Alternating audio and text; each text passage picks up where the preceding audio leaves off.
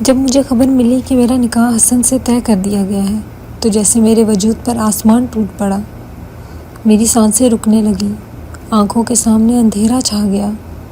میں جانتی تھی کہ یہ خبر سن کر سب گھر والے خوش ہوں گے، سب مجھے مبارکباد دیں گے، لیکن میرے دل پر ایک بوجھ سا آ گیا۔ میں نے کبھی سوچا بھی نہیں تھا کہ میرا نصیب مجھے حسن جیسے آدمی کے ساتھ باندھ دے گا۔ وہ میرا کزن ضرور تھا، مگر ہمیشہ سے اس کا رویہ سخت رہا تھا۔ بچپن سے میں نے دیکھا کہ وہ ہر چھوٹی بات پر غصے میں آ جاتا، دوسروں کو نیچا دکھانے میں خوشی محسوس کرتا، اور سب سے بڑھ کر عورتوں کے بارے میں اس کے خیالات بہت گندے اور تنگ نظر تھے۔ وہ ہر لڑکی کو آوارہ، ہر بات کو بہیائی سمجھتا۔ ایسے انسان کے ساتھ زندگی کا سفر، یہ سوچ کر میری روح کانپ اٹھی۔ میں نے فوراً امی کے کمرے میں جا کر کہا، امی یہ نکاح مت کریں، مجھے ڈر لگتا ہے۔ امی نے میری آنکھوں میں جھانکا اور تھوڑا سا مسکرا کر بولی، بیٹا ڈرنے کی کوئی ضرورت نہیں، حسن کے پاس دولت کی کمی نہیں ہے، وہ اپنے کاروبار میں کامیاب ہے، تمہیں آرام اور آسائش ملے گی، جو ہر لڑکی کو چاہیے وہ سب تمہیں ملے گا۔ میں نے لرزتی آواز میں کہا، امی دولت سے سب کچھ نہیں ہوتا، سکون چاہیے ہوتا ہے، محبت چاہیے ہوتی ہے۔ انہوں نے سخت لہجے میں جواب دیا، محبت بعد میں آ جاتی ہے، اصل چیز عزت اور سہولت ہے، تمہارے ابا بھی یہی چاہتے ہیں۔ بیٹا کبھی کبھی والدین کے فیصلے مان لینے میں ہی خیر ہوتی ہے۔ امی کے الفاظ میرے دل کو کسی تسلی کے بجائے مزید بوجھل کر گئے۔ میں جانتی تھی کہ وہ سچ میں چاہتی ہیں کہ میں خوش رہوں، لیکن وہ حسن کے اصل مزاج سے بے خبر تھیں۔ انہوں نے کبھی یہ نہیں دیکھا تھا کہ وہ اپنے دوستوں کے ساتھ کیسے عورتوں کی برائیاں کرتا ہے، کیسے کسی لڑکی کو راستے میں دیکھ کر اسے طنزیہ نظر سے گھورتا ہے۔ میں جانتی تھی اس کی آنکھوں میں عورت صرف ایک کمزور مخلوق تھی جسے دبانا اور اپنے تابع رکھنا ضروری ہے۔ رات کو جب میں اکیلی بستر پہ لیٹی تو میری آنکھوں سے نیند غائب تھی، کمرے کی خاموشی مجھے کاٹنے لگی۔ میں بار بار چھت کو دیکھتی اور سوچتی، کیا میری زندگی یہی ہے؟ کیا یہی میرا مقدر ہے؟ دل چاہتا ہے کہ اٹھ کر سب کے سامنے کہہ دوں کہ میں یہ نکاح نہیں کرنا چاہتی، لیکن ہمت نہ ہوئی۔ میرے ذہن میں بار بار ابا کا چہرہ آ جاتا، وہ کتنے فخر سے سب کو بتا رہے تھے کہ ان کی بیٹی کا نکاح خاندان کے امیر ترین بیٹے سے ہو رہا ہے۔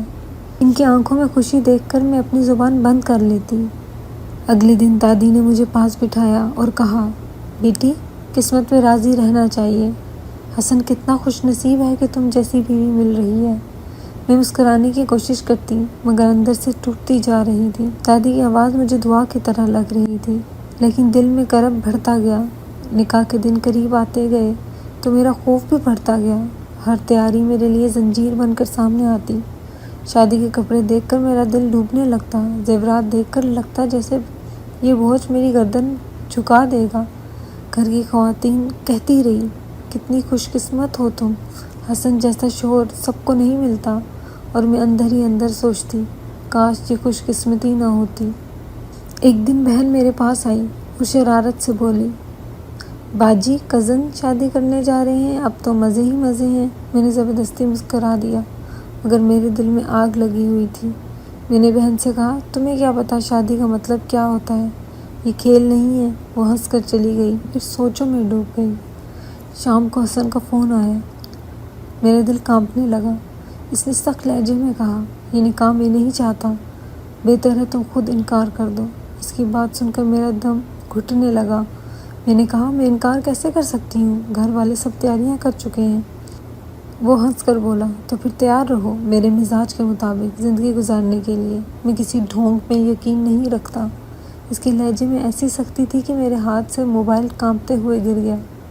اس رات میں بہت روئی، سوچا کہ کاش ہمت کر کے سب کچھ کہہ دوں، لیکن دل بزدل نکلا۔ میں اپنی عزت، خاندان کی عزت اور سب کی امیدوں کے بوجھ تلے دب گئی۔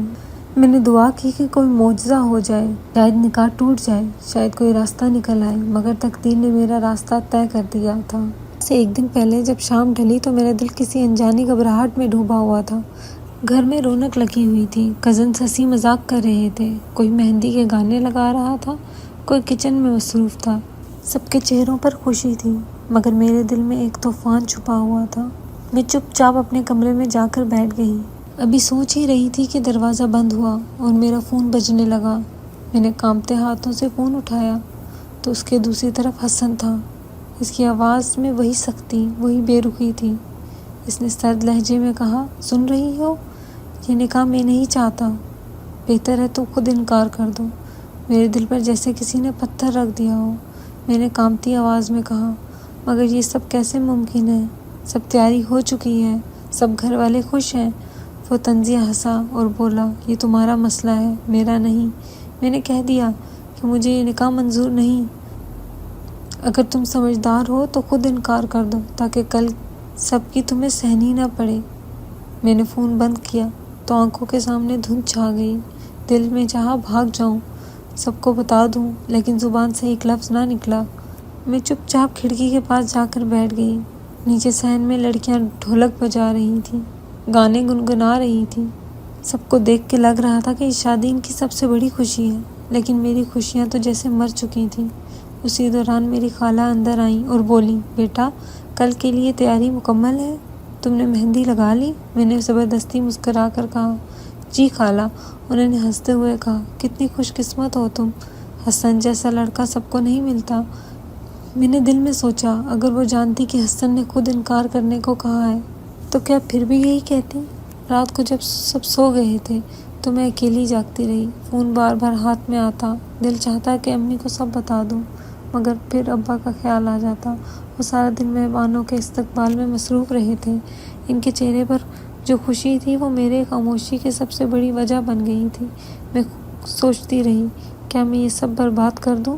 کیا سب کے سامنے ذلت کا سامان بن جاؤں؟ اگلی صبح سورج نکلا تو گھر میں شور مچ گیا۔ برتنوں کی کھنک، مہمانوں کی باتیں، ڈھول کی تھاپ، سب کچھ مجھے بے چین کر رہا تھا۔ میں نے خود کو سنبھالا اور تیار ہونے کے لیے اٹھی۔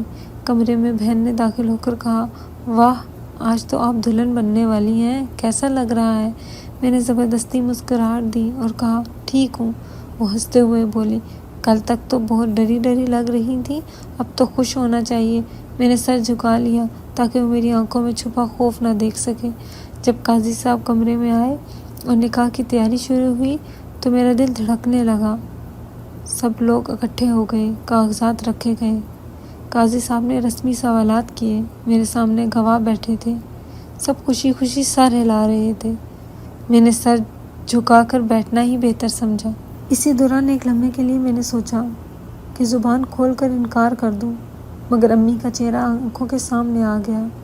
وہ خوشی سے دعا مانگ رہی تھی، ابا مہمانوں کو بٹھانے میں مصروف تھے، دادی بار بار دعائیں پڑھ رہی تھی۔ کیا میں سب کے سامنے سب کچھ توڑ سکتی تھی؟ میری سانسیں رکی ہوئی تھی۔ قاضی صاحب نے کلمہ قبولیت پڑھنے کو کہا۔ میری زبان خشک ہو گئی، سب کی نظریں مجھ پر تھیں۔ لمحے بھر کے لیے میں نے خود کو قیدی کی طرح محسوس کیا۔ آخر کار میں نے زبان سے قبول ہے کہا۔ 3 بار الفاظ ادا ہوئے، مگر دل میں ایک کانٹا چبھتا رہا، جیسے ہر لفظ میری زنجیر بن رہا ہے۔ نکاح مکمل ہوا تو سب کے چہروں پر خوشی کی لہر دوڑ گئی۔ خواتین نے دعائیں دیں، کزنز نے شور مچایا، ڈھول بجنے لگا، کوئی مجھے گلے لگا رہا تھا، کوئی مٹھائی کھلا رہا تھا۔ سب کے لیے یہ ایک خوشی کا لمحہ تھا، مگر میرے لیے یہ ایک ایسا لمحہ تھا جو میرے وجود کو توڑ گیا۔ امی میرے پاس آئیں اور خوشی سے بولیں، دیکھا سب خیریت سے ہو گیا، اللہ نے تمہاری قسمت اچھی لکھی ہے۔ میں نے ان کی آنکھوں میں دیکھا مگر کچھ نہ کہا۔ دل میں خیال آیا کہ اگر وہ جانتی تھی کہ نکاح سے ایک دن پہلے حسن نے کیا کہا تھا تو شاید وہ اسی خوشی کو خوشی نہ سمجھتی۔ نکاح کے بعد سب مہمان مصروف ہو گئے، میں کمرے کے ایک کونے میں جا کر بیٹھ گئی۔ چہرے پر مسکراہٹ تھی مگر دل اندر ہی اندر رو رہا تھا۔ میں نے سوچا یہ لمحہ میری زندگی کی سب سے بڑی غلطی ہے، لیکن اب واپسی کا راستہ بند تھا۔ رات کو سب رخصتی کی تیاریوں میں لگے ہوئے تھے، بہنیں ہنسی مذاق کر رہی تھیں، کزنز گانے گا رہے تھے، لیکن میرے لیے یہ سب شور ایک قید خانے کی دیواریں لگ رہی تھیں۔ میں نے اپنی زندگی کو ایک ایسے سفر کے حوالے کر دیا تھا جہاں روشنی کا کوئی نشان نہیں تھا۔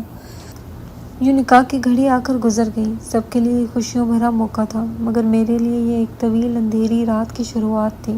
میری زندگی کی کتاب کا وہ باب کھل چکا تھا جس کا ہر لفظ مجھے تکلیف دینے والا تھا۔ شادی کے بعد کے دن سب کے لیے خوشیوں بھرے گزرے، لیکن میرے لیے ایک نئے امتحان کا آغاز تھا۔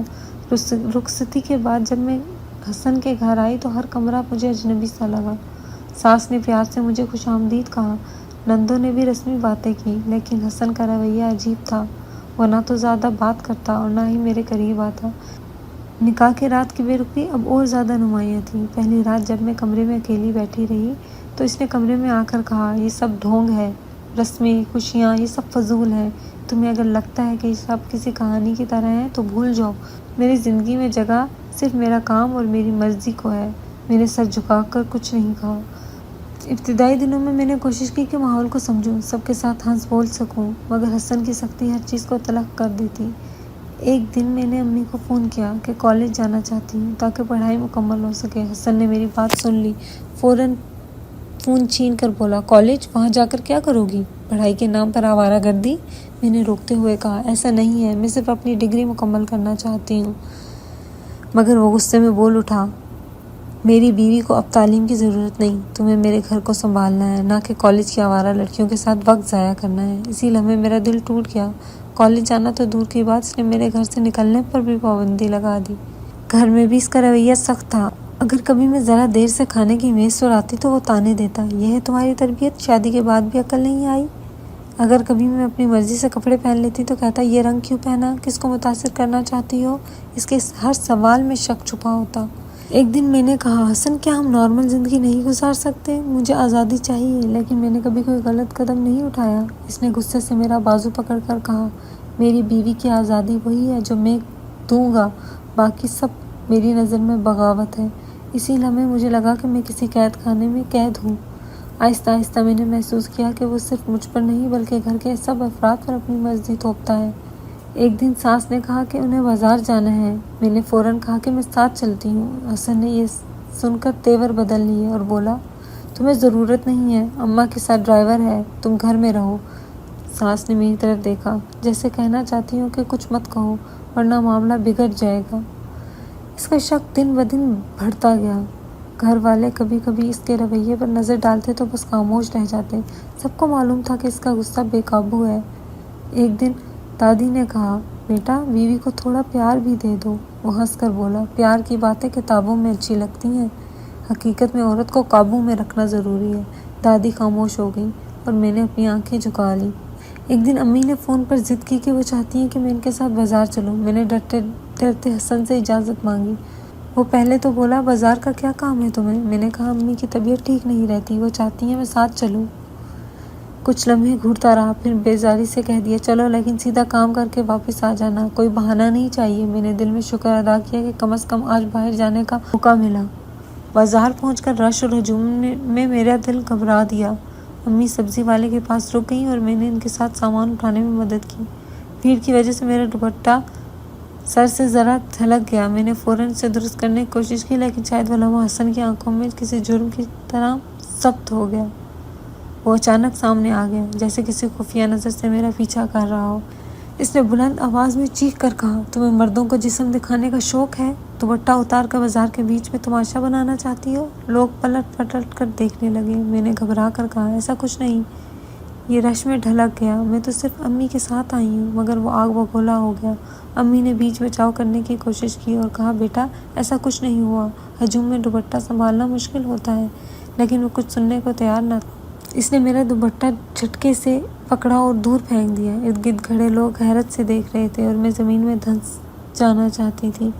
امی نے کہا، بس کرو حسن، یہ کیا تماشا لگا رکھا ہے؟ مگر وہ غصے میں بولا، آپ کچھ نہ بولے خالہ، آپ کی بیٹی کو میں اچھی طرح جانتا ہوں، یہ بازار آنے کا بہانہ بناتی ہے تاکہ مردوں کو متاثر کرے۔ اس کی باتیں میرے دل کو چیرنے لگیں۔ وہ مجھے سب کے سامنے بازو سے پکڑ کر گھسیٹتے ہوئے ایک طرف لے گیا۔ میں نے کہا، حسن پلیز، لوگ دیکھ رہے ہیں۔ میں نے کچھ غلط نہیں کیا۔ مگر وہ میری بات کاٹتے ہوئے بولا، چپ رہو، ایک لفظ اور نکالا تو یہیں کھڑے ہو کر ایسی ذلت دوں گا کہ یاد رکھو گی۔ وہ مجھے زور سے گھسیٹتے ہوئے ایک پرانے سٹور روم میں لے گیا جو قریب ہی تھا۔ اندھیرے کمرے میں مجھے دھکیلتے ہوئے کہا، یہ سب ناٹک ختم کرو، آج تمہاری حقیقت سامنے لاؤں گا۔ میں نے لرزتی آواز میں کہا، خدا کے لیے میں نے کوئی غلطی نہیں کی، میں تو صرف اپنی ماں کے ساتھ آئی تھی۔ اس نے میرا منہ زور سے دبایا اور بولا، تمہیں بولنے کا حق نہیں ہے، عورت کی زبان جتنی لمبی ہو اتنی بے حیائی پھیلتی ہے۔ آج تمہیں ایسا سبق دوں گا کہ آئندہ سر سے دوپٹہ کیا سانس بھی لینے سے پہلے سوچو گی۔ میں نے چھٹکارا پانے کی کوشش کی، لیکن اس نے میرے دونوں ہاتھ سختی سے پکڑ لیے۔ میری آواز اس کے ہاتھوں کے نیچے دب کر رہ گئی۔ میں سوچ بھی نہیں سکتی تھی کہ شک کی یہ انتہا مجھے یہاں تک لے آئے گی کہ وہ میری عزت کو بھی خطرے میں ڈال دے گا۔ امی دروازے پر آئیں اور زور زور سے دستک دینے لگیں۔ دروازہ کھولو حسن، یہ کیا کر رہے ہو؟ لیکن وہ چپ رہا۔ ان کی آواز سن کر میں اور زیادہ کانپنے لگی۔ میں نے دل میں دعا کی، اللہ مجھے اس قید سے نکال دے۔ کچھ لمحہ بعد وہ اچانک دروازہ کھول کر باہر نکلا اور بولا، خالہ اپنی بیٹی کو سمجھا دیں ورنہ میں اس کے ساتھ سختی کروں گا۔ مجھے بازار میں عزت خراب کرنے والی عورتیں برداشت نہیں ہیں۔ امی نے مجھے ڈر کے مارے بازو سے پکڑا اور کہا، بیٹا بس اب خاموش رہو، حالات اور بگڑ جائیں گے۔ گھر واپسی پر راستہ میرے لیے اذیت بن گیا۔ وہ پورے وقت مجھے گھورتا رہا۔ ایک بار پھر اس نے کہا، یاد رکھنا میں نے تمہیں سب کے سامنے ذلیل کرنے سے نہیں ڈرا۔ اگر آئندہ ایسی حرکت ہوئی تو یہ صرف شروعات ہوگی۔ گھر پہنچ کر اس نے سب کے سامنے کہا، یہ بازار گئی تھی اور دوپٹہ اتار کر مردوں کے سامنے فخر کر رہی تھی۔ گھر والے حیرت سے مجھے دیکھتے رہے۔ میں نے وضاحت دینے کی کوشش کی، یہ جھوٹ ہے، ایسا کچھ نہیں ہوا، مگر اس نے میری بات کاٹتے ہوئے کہا، خاموش، جھوٹ بولنا بھی سیکھ لیا ہے۔ اس دن حسن کا غصہ اپنی انتہا پر تھا۔ بازار میں ہونے والے واقعے کے بعد اس کی آنکھوں میں آگ بھری ہوئی تھی۔ گھر آتے ہی اس نے دروازہ زور سے بند کیا اور میرے سامنے کھڑا ہو گیا۔ اس کے چہرے پر غصے کی وہی جھلک تھی جو ہر بار مجھے سہما دیتی۔ اس نے سخت لہجے میں کہا، آج تمہاری بے حیائی ختم ہو جائے گی۔ میں نے ہمت جتائی اور کہا، میں نے کچھ غلط نہیں کیا حسن، آپ ہر بار بلا وجہ الزام لگاتے ہیں۔ لیکن وہ میری بات کاٹتے ہوئے بولا، چپ رہو، آج بات کرنے کا حق نہیں تمہیں۔ میں نے چھٹکارا پانے کی کوشش کی لیکن اس نے میرے دونوں ہاتھ سختی سے پکڑ لیے۔ میری آواز اس کے ہاتھوں کے نیچے دب کر رہ گئی۔ میں سوچ بھی نہیں سکتی تھی کہ شک کی یہ انتہا مجھے یہاں تک لے آئے گی کہ وہ میری عزت کو بھی خطرے میں ڈال دے گا۔ امی دروازے پر آئیں اور زور زور سے دستک دینے لگیں۔ دروازہ کھولو حسن، یہ کیا کر رہے ہو؟ لیکن وہ چپ رہا۔ ان کی آواز سن کر میں اور زیادہ کانپنے لگی۔ میں نے دل میں دعا کی، اللہ مجھے اس قید سے نکال دے۔ کچھ لمحہ بعد وہ اچانک دروازہ کھول کر باہر نکلا اور بولا، خالہ اپنی بیٹی کو سمجھا دیں ورنہ میں اس کے ساتھ سختی کروں گا۔ مجھے بازار میں عزت خراب کرنے والی عورتیں برداشت نہیں ہیں۔ امی نے مجھے ڈر کے مارے بازو سے پکڑا اور کہا، بیٹا بس اب خاموش رہو، حالات اور بگڑ جائیں گے۔ گھر واپسی پر راستہ میرے لیے اذیت بن گیا۔ وہ پورے وقت مجھے گھورتا رہا۔ ایک بار پھر اس نے کہا، یاد رکھنا میں نے تمہیں سب کے سامنے ذلیل کرنے سے نہیں ڈرا۔ اگر آئندہ ایسی حرکت ہوئی تو یہ صرف شروعات ہوگی۔ گھر پہنچ کر اس نے سب کے سامنے کہا، یہ بازار گئی تھی اور دوپٹہ اتار کر مردوں کے سامنے فخر کر رہی تھی۔ گھر والے حیرت سے مجھے دیکھتے رہے۔ میں نے وضاحت دینے کی کوشش کی، یہ جھوٹ ہے، ایسا کچھ نہیں ہوا، مگر اس نے میری بات کاٹتے ہوئے کہا، خاموش، جھوٹ بولنا بھی سیکھ لیا ہے۔ اس دن حسن کا غصہ اپنی انتہا پر تھا۔ بازار میں ہونے والے واقعے کے بعد اس کی آنکھوں میں آگ بھری ہوئی تھی۔ گھر آتے ہی اس نے دروازہ زور سے بند کیا اور میرے سامنے کھڑا ہو گیا۔ اس کے چہرے پر غصے کی وہی جھلک تھی جو ہر بار مجھے سہما دیتی۔ اس نے سخت لہجے میں کہا، آج تمہاری بے حیائی ختم ہو جائے گی۔ میں نے ہمت جتائی اور کہا، میں نے کچھ غلط نہیں کیا حسن، آپ ہر بار بلا وجہ الزام لگاتے ہیں۔ لیکن وہ میری بات کاٹتے ہوئے بولا، چپ رہو، آج بات کرنے کا حق نہیں تمہیں۔ میں نے رونا شروع کر دیا اور کہا، برائے کرم مجھے ایسے الزام نہ دیں، میں صرف آپ کی عزت بچانے کی کوشش کرتی ہوں۔ مگر اس نے میرا بازو سختی سے پکڑ کر کمرے کے اندر دھکیل دیا۔ میری چیخ لبوں پر آتے آتے دب گئی کیونکہ وہ پہلے ہی میرا منہ اپنے ہاتھ سے بند کر چکا تھا۔ میں نے مزاحمت کی، ہاتھ جھٹکنے کی کوشش کی، لیکن اس کی گرفت اتنی مضبوط تھی کہ میں بے بس ہو گئی۔ اس کی امی باہر سے دروازے پر دستک دیتی رہیں۔ بیٹا یہ کیا شور ہے؟ دروازہ کھولو، حسن نے غصے سے کہا، یہ ہمارا ذاتی معاملہ ہے، آپ دخل نہ دیں۔ میں نے زور لگا کر آواز نکالنے کی کوشش کی لیکن اس نے میرا چہرہ دیوار سے لگاتے ہوئے کہا، خاموش رہو ورنہ تمہاری چیخیں بھی تمہارے خلاف گواہی دیں گی۔ کمرے کی اندھیری خاموشی میں صرف میری سسکیاں گونجنے لگیں۔ اس نے اپنی طاقت کا سہارا لے کر میری مزاحمت ختم کر دی۔ میں بار بار کہتی رہی، مجھے چھوڑ دو، یہ ظلم ہے، لیکن اس کے کان پر جوں تک نہ رینگی۔ وہ کہتا رہا، یہ سب جائز ہے، تم میری بیوی ہو اور بیوی کو شوہر کے حکم کے آگے جھکنا پڑتا ہے۔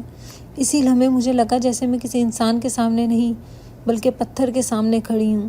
جس میں نہ رحم ہے نہ محبت۔ اس نے اپنی خواہش پوری کی اور میں زمین پر ٹوٹا ہوا وجود بن گئی۔ میرا جسم زندہ تھا لیکن روح جیسے مر گئی تھی۔ میری آنکھوں سے آنسو بہتے رہے مگر زبان خاموش رہی۔ کچھ دیر بعد جب وہ کمرے سے باہر گیا تو میں اکیلی رہ گئی۔ آئینے کے سامنے جا کر میں نے خود کو دیکھا۔ چہرہ آنسوؤں سے بھیگا ہوا تھا، آنکھوں میں خوف کی لکیریں تھیں۔ میں نے آہستہ سے کہا، کیا یہی نکاح ہے؟ کیا یہی رشتہ ہے جسے سب عزت کہتے ہیں؟ اگلی صبح میں نے فیصلہ کیا کہ امی کو سب کچھ بتاؤں گی۔ جب موقع ملا تو میں ان کے پاس جا کر رو دی۔ امی، حسن میرے ساتھ ظلم کرتا ہے، وہ میری بات سنتا ہی نہیں۔ امی نے پریشان ہو کر کہا، بیٹا صبر کرو، مرد کبھی کبھی غصے میں ایسے کر جاتے ہیں، شادی شدہ زندگی آسان نہیں ہوتی۔ میں نے چیخ کر کہا، یہ غصہ نہیں ہے، یہ ظلم ہے۔ مگر امی نے آہستہ سے میرا ہاتھ دبایا اور بولی، بیٹی زبان بند رکھو، خاندان کی عزت سب سے بڑھ کر ہے، اگر بات باہر گئی تو لوگ انگلیاں اٹھائیں گے۔ میں نے سوچا کہ شاید ابا کو بتاؤں، لیکن یاد آیا کہ وہ حسن پر اندھا اعتماد کرتے ہیں، اگر میں نے کچھ کہا تو وہ شاید مجھے ہی قصوروار ٹھہرا دیں۔ یوں میں نے اپنا درد دل میں دفن کر لیا۔ میں نے سوچا کہ شاید کسی دن وہ بدل جائے، لیکن ہر دن وہ مزید سخت ہوتا گیا۔ اس کی آنکھوں میں شک، باتوں میں زہر اور عمل میں جبر تھا۔ میں نے کئی بار دعا کی، یا اللہ مجھے اس عذاب سے نکال دے، مگر حالات ویسے ہی رہے۔ کچھ دن بعد میری زندگی ایک اور طوفان کی زد میں آ گئی۔ حسن نے بغیر کسی بات کے مجھے طلاق دے دی۔ وہ صبح گھر سے نکلا تو معمول کے مطابق سخت رویہ اختیار کیا ہوا تھا، مگر شام تک خبر آئی کہ وہ پردیس جا رہا ہے، جانے سے پہلے ہی طلاق کے کاغذات چھوڑ گیا ہے۔ میرا دل دہل گیا۔ میں نے کاغذات دیکھے تو ہاتھ کانپنے لگے۔ وہ فیصلہ جو میرے وجود کو توڑ گیا صرف ایک دستخط میں چھپا ہوا تھا۔ اس نے گھر والوں کو بتایا کہ اس نے مجھے کسی غیر مرد کے ساتھ دیکھا ہے۔ یہ سن کر میرا دم گھٹ گیا۔ میں حیران رہ گئی کہ جھوٹ کتنی آسانی سے زبان پر آ گیا اور سب نے یقین بھی کر لیا۔ ابا نے غصے سے کہا، ہمیں شرمندہ کر دیا تم نے، خاندان میں ہماری ناک کٹ گئی۔ میں نے روتے ہوئے کہا، ابا یہ جھوٹ ہے، اس نے میرے ساتھ ظلم کیا، زبردستی کی، لیکن کسی نے میری آواز پر دھیان نہ دیا۔ امی نے میرے کندھے پر ہاتھ رکھا اور آہستہ سے کہا، بیٹا خاموش ہو جاؤ، زیادہ بولنے سے مزید ذلت ملے گی۔ میں نے اسے سکتے ہوئے کہا، امی میں بے قصور ہوں، آپ جانتی ہیں، آپ نے خود سب دیکھا ہے۔ مگر وہ آنکھیں جھکا کر بولی، بیٹا مرد کی بات کو سب سچ مانتے ہیں، تمہاری بات پر کوئی یقین نہیں کرے گا۔ گھر میں ہر طرف تانے سننے کو ملتے، گھر میں رہنا مشکل ہو گیا تھا، ہر کوئی مجھے قصوروار سمجھتا۔ میں نے کئی بار اپنی بے گناہی ثابت کرنے کی کوشش کی، مگر ہر بار مجھے چپ کرا دیا گیا۔ ابا کہتے زیادہ زبان چلاؤ گی تو ہمیں ہی ذلیل کرو گی، بھائی کہتے تم نے ہمارے سر جھکا دیے، تم جیسی بہن ہونا ہی بدقسمتی ہے۔ میں نے ایک دن ہمت کر کے دادی سے کہا، دادی آپ تو سب جانتی ہیں، آپ مجھے بے قصور کیوں نہیں کہتی؟ دادی نے لمبی سانس لی اور کہا، بیٹی اس معاشرے میں عورت کا قصور نہ بھی ہو پھر بھی اسے ہی الزام دیا جاتا ہے۔ ہم تمہارے لیے دعا کر سکتے ہیں لیکن سب کے سامنے کچھ نہیں کہہ سکتے۔ میں نے آنکھوں میں آنسو بھر کر کہا، پھر میرا سہارا کون ہے؟ اور دادی خاموش ہو گئیں۔ محلے کی لڑکیاں مجھے دیکھ کر چپ ہو جاتی، پھر آپس میں سرگوشیاں کرتی۔ ایک دن پرانی سہیلی ملی تو بولی، کاش یہ سب سچ نہ ہوتا، مجھے تم سے یہ امید نہیں تھی۔ میں نے کہا، تم بھی میری بات پر یقین نہیں کرتی؟ اس نے نظریں پھیر لیں اور کہا، حسن جھوٹ کیوں بولے گا؟ میرے کردار پر انگلیاں اٹھنے لگیں، میں تنہا رہ گئی۔ کمرے کی دیواریں میرا مذاق اڑاتی، آئینہ مجھے غریب دکھاتا۔ میں نے کئی بار سوچا کہ کاش میں مر جاتی تاکہ یہ تانے نہ سننے پڑیں، لیکن پھر سوچتی اگر میں چلی گئی تو میرا سچ کبھی سامنے نہیں آئے گا۔ میں دن رات اللہ سے دعا کرتی، یا اللہ مجھے بے گناہ ثابت کر دے، کوئی تو یقین کرے کہ میں بے قصور ہوں۔ مگر جواب صرف خاموشی تھی۔ سب کے رویے نے مجھے اندر سے توڑ دیا۔ ہر دن میری ہمت کم ہوتی گئی اور ہر رات میرے زخم اور گہرے ہوتے گئے۔ یوں میری دنیا اندھیری ہو گئی۔ وہ رشتہ جسے عزت کہا جاتا تھا، اس نے مجھے بربادی کے سوا کچھ نہ دیا۔ حسن دور جا کر سکون سے اپنی زندگی گزارنے لگا اور میں یہاں تانوں اور الزاموں کی آگ میں جلنے لگی۔ میں تنہا رہ گئی، اپنے سچ کے ساتھ، اپنی خاموشی کے ساتھ، ایک ایسی دنیا میں جہاں عورت کی آواز سننے والا کوئی نہیں تھا۔ چند مہینے گزر گئے اور میری زندگی مسلسل تانوں اور الزامات کے بوجھ تلے دبی رہی۔ میں نے خاموشی کو اوڑھ لیا تھا، کسی سے زیادہ بات نہیں کرتی تھی۔ ایک دن صبح جب طبیعت زیادہ خراب ہوئی، چکر آئے اور کمزوری بڑھ گئی تو میں نے خفیہ طور پہ محلے کے کلینک جانے کا فیصلہ کیا۔ ڈاکٹر نے معمولی چیک اپ کیا اور نرم لہجے میں کہا، مبارک ہو، آپ حاملہ ہیں۔ یہ سن کر میری آنکھوں کے سامنے اندھیرا چھا گیا۔ میں کچھ لمحے کرسی پر بیٹھی رہی اور پھر آہستہ سے پوچھا، کیا آپ کو یقین ہے؟ ڈاکٹر نے مسکرا کر کہا، جی بالکل، اب 2 ماہ کی ہیں۔ کلینک سے نکلتے ہوئے میرے قدم لڑکھڑا رہے تھے۔ یہ خبر میرے لیے ایک نیا طوفان تھی۔ میں جانتی تھی کہ یہ بچہ حسن کا ہے، لیکن چاہ کر بھی یہ ثابت نہیں کر سکتی تھی، کیونکہ اس نے سب کے سامنے مجھے بد کردار قرار دیا تھا۔ محلے کے لوگ پہلے ہی طرح طرح کی باتیں کر رہے تھے، اب اگر یہ خبر عام ہو گئی تو نہ جانے کیا طوفان کھڑا ہوگا۔ گھر پہنچ کر میں نے خاموشی سے خود کو کمرے میں بند کر لیا۔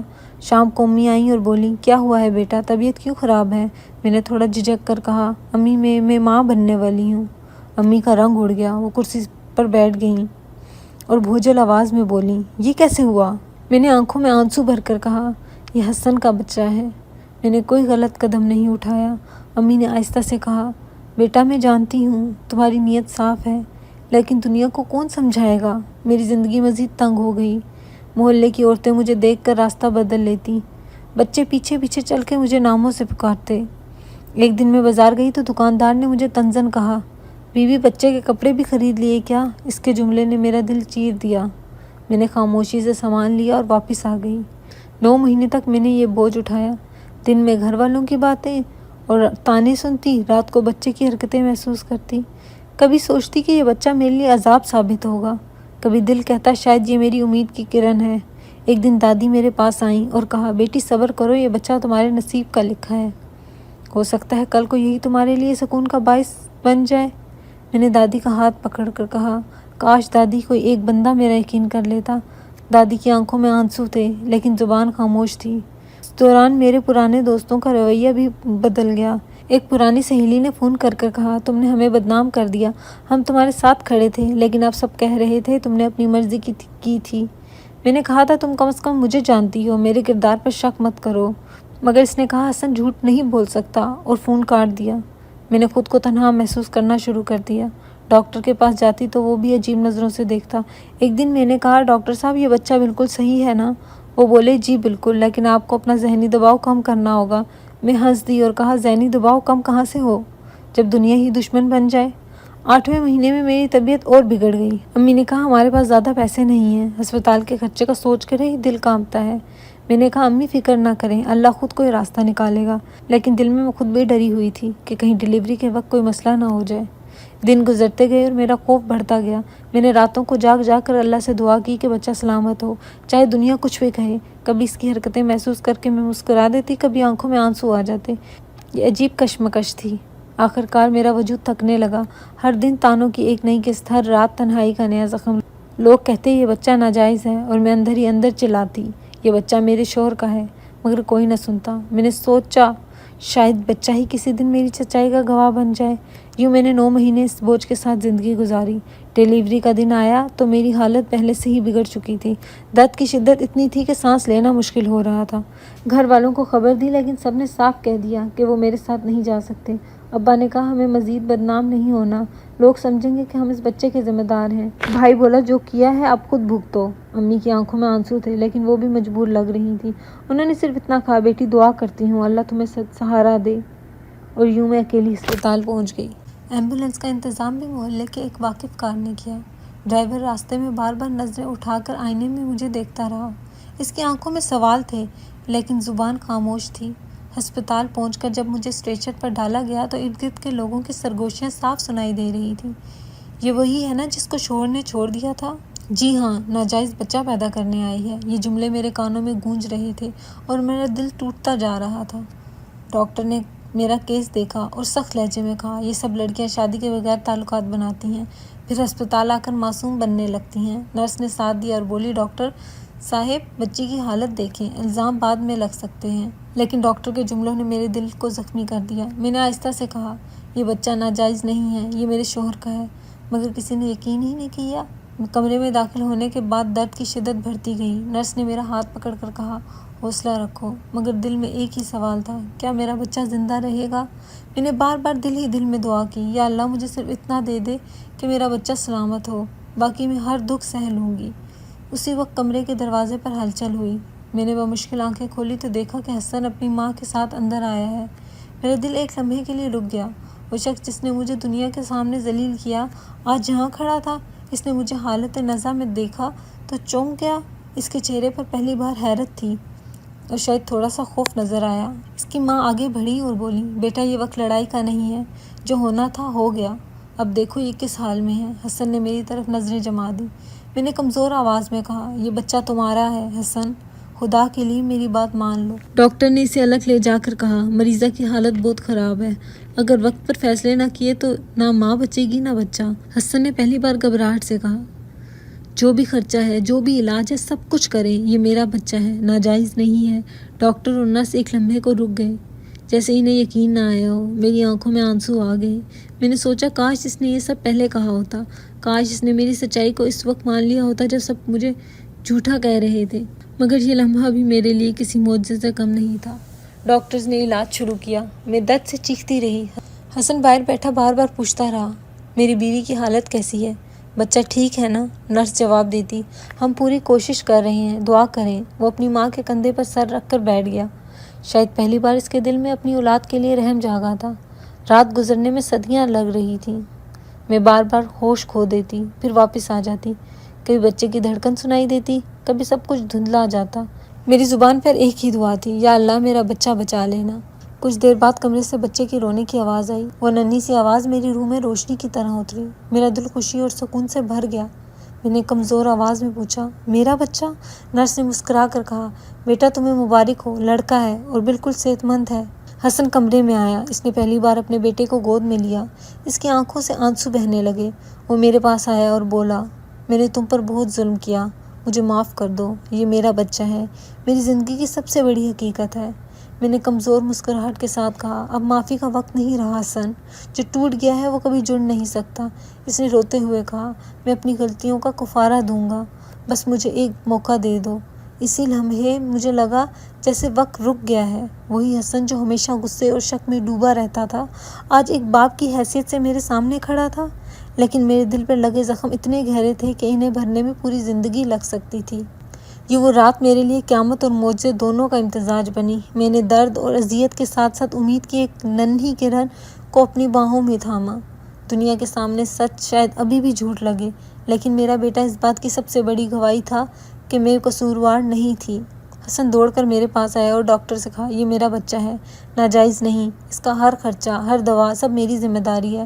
ڈاکٹر نے حیرانی سے اسے دیکھا اور کہا، آپ کو پہلے ہی یہ اعلان کرنا چاہیے تھا، ورنہ سب نے سمجھا کہ آپ نے بیوی کو چھوڑ دیا ہے۔ حسن نے نظریں جھکا کر کہا، میں نے بہت بڑی غلطی کی ہے۔ اس کے چہرے پر پہلی بار شرمندگی تھی۔ اس نے جیب سے پیسے نکالے اور کہا، جو بھی بل ہے میں ابھی ادا کرتا ہوں، بس میری بیوی اور بچہ صحیح سلامت رہیں۔ نرس نے رسیدیں بنائیں اور وہ ایک ایک چیز خود دیکھتا رہا۔ اسی لمحہ میں نے سوچا کہ یہ وہی حسن ہے جو کبھی ایک پیسے کے لیے بھی تانا دیتا تھا اور آج میری زندگی بچانے کے لیے ہر قیمت ادا کرنے کو تیار تھا۔ جب بیٹا پیدا ہوا تو نرس نے ننھے وجود کو اس کی گود میں دیا۔ حسن کی آنکھوں سے بے اختیار آنسو نکل آئے۔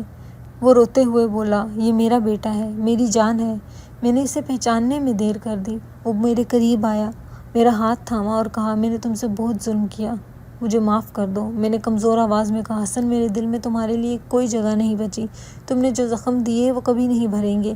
وہ روتے ہوئے بولا، میں جانتا ہوں، لیکن میں اپنی غلطیوں کا کفارہ دوں گا، بس مجھے ایک موقع تو دو۔ ڈاکٹر نے کمرے میں آ کر کہا، ماں اور بچہ دونوں محفوظ ہیں، لیکن مریضہ کو آرام کی سخت ضرورت ہے، آپ لوگ شور مت کریں۔ حسن نے فوراً سر ہلا کر کہا، جی ڈاکٹر صاحبہ، میں سب خیال رکھوں گا۔ اس کے لہجے میں پہلی بار عاجزی تھی۔ کچھ دیر بعد اس کی ماں میرے پاس آئیں۔ انہوں نے میری پیشانی پر ہاتھ رکھا اور کہا، بیٹی میں جانتی ہوں میرا بیٹا بہت ظالم تھا، اس نے تمہیں اذیت دی، لیکن دیکھو آج وہ بدل گیا ہے۔ میں نے آہستہ سے کہا، اماں جی، ظلم کے بعد معافی الفاظ سے نہیں ملتی، زخم رہ جاتے ہیں۔ وہ خاموش ہو گئیں، ان کی آنکھوں سے بھی آنسو بہنے لگے۔ حسن باہر گیا اور رشتہ داروں کو فون کر کے بولا، سب سن لیں، یہ بچہ میرا ہے، جس پر میں نے الزام لگایا تھا وہ جھوٹ تھا، میری بیوی بے قصور ہے۔ دوسری طرف سے کوئی بولا، حسن یہ اچانک تمہیں کیا ہو گیا؟ وہ بولا، میں نے اپنی آنکھوں سے دیکھا ہے، میں اپنی غلطی مانتا ہوں۔ وہ ہر ایک کو معافی مانگتا رہا، لیکن سب کے دلوں میں اس کے لیے شک پیدا ہو چکا تھا۔ رات کو جب میں نیم بہوش تھی تو میں نے سنا کہ وہ خود کمرے کے کونے میں بیٹھا رو رہا ہے۔ وہ بار بار کہتا، میں نے اپنی زندگی کی سب سے بڑی غلطی کی، جس لڑکی کی خاطر میں نے بیوی کو ذلیل کیا تھا وہ بھی مجھے چھوڑ گئی، میں نے سب کھو دیا اور بس یہ بچہ ہی میرا سہارا ہے۔ اس کی آواز بھاری اور ٹوٹی ہوئی تھی۔ اگلے دن جب نرس نے کمرے میں ناشتہ رکھا تو حسن نے خود پلیٹ اٹھائی جعفر میرے قریب آ کر کہا، میں کھلاؤں گا، تمہیں آرام کی ضرورت ہے۔ میں نے نظریں پھیر لیں اور کہا، تمہاری ہمدردی بہت دیر سے آئی ہے، اب یہ سب دکھاوا لگتا ہے۔ اس نے آہستہ سے کہا، یہ دکھاوا نہیں ہے، کاش میں پہلے سمجھ جاتا۔ ہسپتال کے دوسرے مریض اور ان کے لواحقین بھی ہمیں دیکھ کر سرگوشیاں کرنے لگے۔ کوئی کہتا، یہ وہی حسن ہے نا جس نے بیوی پر الزام لگایا تھا؟ کوئی جواب دیتا، ہاں، لیکن اب دیکھو کیسے روتا پھرتا ہے۔ یہ جملے میرے دل کو مزید زخمی کر دیتے۔ شام کو حسن نے بچے کو گود میں لیا اور بولا، میں وعدہ کرتا ہوں اب کبھی تم دونوں کو تکلیف نہیں دوں گا۔ میں نے سرد لہجے میں کہا، وعدے تم نے پہلے بھی کیے تھے، لیکن وہ زخم آج بھی میرے جسم اور روح پر ہیں۔ وہ چپ ہو گیا، اس کی آنکھوں سے آنسو گرتے رہے۔ ڈاکٹر نے ڈسچارج کی تیاری کی۔ نرس نے کمرے میں آ کر کہا، مریضہ کو 3 دن کے بعد گھر لے جا سکتے ہیں، لیکن خیال رکھنا ہوگا۔ حسن نے سر جھکا کر کہا، میں سب کروں گا۔ اس کی زبان میں اب غرور نہیں تھا، صرف ندامت تھی۔ جب گھر جانے کے وقت قریب آیا تو اس نے اپنی ماں سے کہا، اماں، میں نے سب برباد کر دیا، بیوی کا دل توڑ دیا، خاندان کے سامنے اپنی عزت بھی گنوا دی، اب صرف یہ بچہ ہی میرے ساتھ ہے۔ اس کی ماں نے کہا، بیٹا جو ہو گیا اسے بدلا نہیں جا سکتا، لیکن تم توبہ کر سکتے ہو۔ میں نے اپنی باہوں میں بچے کو لے کر دل ہی دل میں سوچا، یہ بچہ میرا سہارا ہے، حسن کے پچھتاوے سے مجھے کچھ نہیں مل سکتا۔ یوں وہ لمحے گزر گئے، لیکن میرے دل کے زخم باقی رہے۔ حسن کے پاس صرف پچھتاوا رہ گیا، اور میں اپنی آنکھوں سے دیکھا کہ وہ کیسے دن رات اپنی غلطیوں پر رو رہا ہے، لیکن میرے لیے اب وہ صرف ایک ماضی کا حصہ تھا جس نے مجھے برباد کیا۔ حسن نے سب خاندان کے سامنے اعتراف کیا کہ یہ بچہ اسی کا ہے۔ وہ ایک بڑے خاندانی اجتماع میں کھڑا تھا جہاں بزرگ، عورتیں اور کزن سب موجود تھے۔ اس نے جھکی ہوئی آواز میں کہا، میں نے جھوٹ بولا تھا، یہ بچہ میرا ہے، میری بیوی بے قصور تھی، میں نے ظلم کیا، میں نے الزام لگایا۔ سب لوگ حیران رہ گئے۔ خالو نے کہا، حسن تمہیں اب ہوش آیا؟ تم نے خاندان کی عزت خاک میں ملا دی۔ دادی نے لرزتی آواز میں کہا، بیٹا کم از کم سچ تو مان لیا، لیکن جس اذیت سے یہ بچی گزری ہے وہ کوئی نہیں مٹا سکتا۔ سب کی نظریں مجھ پر تھیں، پہلی بار مجھے قصوروار نہ ٹھہرایا گیا۔ کوئی آ کر کہتا، بیٹی تم بے گناہ ہو، کوئی کہتا، ہمیں افسوس ہے کہ ہم نے تمہارا یقین نہیں کیا، لیکن میرے دل میں یہ احساس تھا کہ جو قیامت مجھ پر گزر چکی ہے وہ صرف میرا دل جانتا تھا۔ زخم ایسے تھے جو کبھی نہیں بھرنے والے تھے۔ حسن اب بھی میرے قدموں میں بیٹھا کہتا رہا، مجھے معاف کر دو۔ میں نے ٹھہرے ہوئے لہجے میں کہا، میں تمہیں معاف کر سکتی ہوں لیکن بھول نہیں سکتی۔ میرے دل کا خالی پن تمہارے ہاتھوں پیدا ہوا ہے۔ وہ سر جھکا کر رونے لگا۔ اسی لمحے سب نے دیکھا کہ ایک مرد اپنی انا ہارتے ہوئے بھی سکون نہ پا سکا۔ وقت گزرتا گیا۔ بچے کے ساتھ میں نے اپنی نئی زندگی کا سفر شروع کرنے کی کوشش کی، لیکن تنہائی اور تلخ یادیں میرا پیچھا کرتی رہیں۔ انہی دنوں میرے دوسرے کزن احمد نے مجھ سے نکاح کی خواہش ظاہر کی۔ امی نے ڈرتے ڈرتے کہا، بیٹا احمد نے کہا ہے کہ وہ تمہیں اور بچے دونوں کو قبول کرنا چاہتا ہے۔ میں نے حیران ہو کر پوچھا، کیا وہ جانتا ہے سب کچھ؟ امی نے کہا، جی، وہ سب جانتا ہے، اور پھر بھی تمہارے ساتھ زندگی گزارنا چاہتا ہے۔ میری آنکھوں میں آنسو آ گئے۔ میں نے احمد کو ہمیشہ ایک خاموش، ایک نیک دل شخص کے طور پر جانا تھا۔ شادی کی بات سن کر میرا دل کانپا، لیکن پھر سوچا کہ شاید یہی میرا دوسرا موقع ہے۔ احمد نے خود مجھ سے کہا، میں تمہاری ماضی کی تکلیفوں کو نہیں مٹا سکتا، لیکن وعدہ کرتا ہوں کہ تمہیں عزت اور سکون دوں گا۔ میں نے آہستہ سے کہا، میرا بیٹا بھی؟ وہ مسکرا کر بولا، وہ تو میرے دل کے اور بھی قریب ہے۔ یوں کچھ عرصے بعد نکاح ہوا۔ یہ تقریب سادہ تھی، نہ کوئی شور شرابہ، نہ دکھاوا، لیکن اس میں وہ سکون تھا جو میری زندگی نے پہلے کبھی نہیں دیکھا تھا۔ احمد نے میرا ہاتھ تھام کر کہا، اب یہ میرا اور تمہارا مشترکہ سفر ہے۔ میں نے دل ہی دل میں اللہ کا شکر ادا کیا کہ اس نے مجھے نئی روشنی عطا کی۔ شادی کے بعد میں نے دیکھا کہ احمد نے واقعی اپنے وعدے کو نبھایا۔ وہ میرے بیٹے کو گود میں لے کر کہتا، یہ میرا بیٹا ہے۔ لوگ طنز کرتے ہیں، یہ تو حسن کا بچہ ہے، مگر احمد جواب دیتا، نہیں، یہ میرا بیٹا ہے۔ باپ وہ ہوتا ہے جو پالے، صرف پیدا کرنے والا نہیں۔ اس کے جملے میرے دل کو سکون دیتے۔ میرے بیٹے نے بھی احمد کو والد کے طور پر قبول کیا۔ وہ رات کو سوتے وقت کہتا، ابو کہانی سنائیں۔ احمد اسے کہانیاں سناتا اور ننھی ہنسی میرے کمرے کو بھر دیتی۔ یہ وہ لمحے تھے جو میرے زخموں پر مرہم رکھتے۔ کچھ وقت بعد خاندان کے رویے میں بھی تبدیلی آ گئی۔ جو لوگ پہلے طعنے دیتے تھے اب کہنے لگے، تم خوش قسمت ہو کہ احمد جیسا شوہر ملا۔ لیکن میں جانتی تھی کہ خوش قسمتی کا لفظ صرف احمد کے لیے تھا، باقی سب ماضی ابھی بھی میرے دل پر بوجھ بن کر موجود تھا۔ میں سکون اور عزت کے ساتھ زندگی گزارنے لگی۔ احمد نے کبھی مجھے وہ تلخ جملے نہیں سنائے جو حسن کی زبان سے نکلتے تھے۔ وہ ہمیشہ کہتا، تمہاری عزت میری عزت ہے، تمہاری مسکراہٹ میری خوشی ہے۔ میں ہر دن سوچتی کہ اگر یہ شخص میری زندگی میں پہلے آتا تو شاید میرا سفر اتنا کٹھن نہ ہوتا۔ دوسری طرف حسن اب بھی تنہا تھا۔ اس کے دوستوں نے اس سے منہ موڑ لیا تھا، کاروبار میں بھی اسے نقصان اٹھانا پڑا۔ سب لوگ کہتے، جس نے اپنی بیوی اور بچے کو چھوڑ دیا اس کے نصیب میں سکون کہاں سے آئے گا؟ میں نے سنا کہ جس لڑکی کی خاطر اس نے مجھے ذلیل کیا تھا وہ بھی اسے چھوڑ کر جا چکی تھی۔ اب وہ ایک بچے کا باپ ہو کر بھی اس بچے سے دور تھا۔ کبھی کبھار وہ پیغام بھیجتا، بیٹے کی ایک جھلک دکھا دو۔ احمد کہتا، اگر بچہ خود دیکھنا چاہے تو ٹھیک ہے، ورنہ میں اسے مجبور نہیں کروں گا۔ میرا بیٹا چھوٹا تھا، لیکن جب بڑا ہونے لگا تو اس نے سب سن لیا۔ اس نے کہا، امی میرا باپ احمد ابو ہیں، حسن میرا کچھ نہیں لگتا۔ یہ سن کر میری آنکھوں سے آنسو نکل آئے، کیونکہ یہی وہی سچائی تھی جو میں چاہتی تھی۔ یوں میری زندگی نے نیا آغاز پایا۔ آج میں عزت اور سکون کے ساتھ جی رہی ہوں۔ میرے بیٹے کے چہرے پر مسکراہٹ دیکھ کر لگتا ہے کہ اللہ نے میرے زخموں پر مرہم رکھ دیے، لیکن دل کے کسی کونے میں میرا ماضی ہمیشہ ایک بھاری سایہ بن کر رہتا ہے۔ وہ لمحہ، وہ زخم، وہ ظلم کبھی بھلائے نہیں جا سکتے۔ حسن اب بھی اپنی غلطیوں کا کفارہ بھگت رہا ہے۔ میں نے کئی بار سوچا کہ شاید وہ کسی دن سکون پا لے، لیکن لگتا ہے کہ اگر اس کے نصیب میں اب صرف پچھتاوا ہے۔ ایک بچے کا باپ ہو کر بھی وہ اس بچے سے دور ہے، اور یہ سزا شاید اس دنیا کی سب سے بڑی سزا ہے۔